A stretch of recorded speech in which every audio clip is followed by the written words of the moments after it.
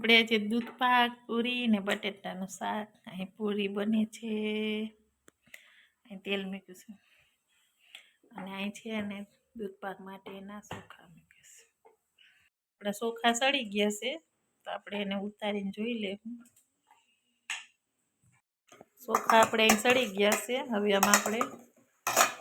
દૂધ નાખી દઈશું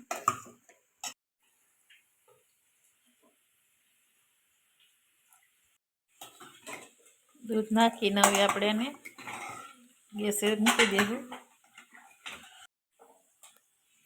અહીં પૂરી તરાય છે જો દૂધ પાક થાય છે એક પગમાં ખાંડ એડ કરી દેશું હવે એલચીનો ભૂકો નાખી દેશું દૂધ પાકમાં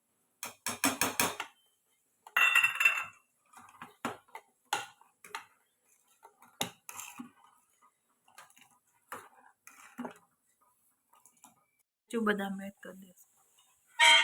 બટેટાનું શાક તૈયાર છે હાલ આપણી ડીશ થઈ ગઈ છે તૈયાર દૂધ પાક પૂરી બટેટાનું શાક ને ખીર મરચું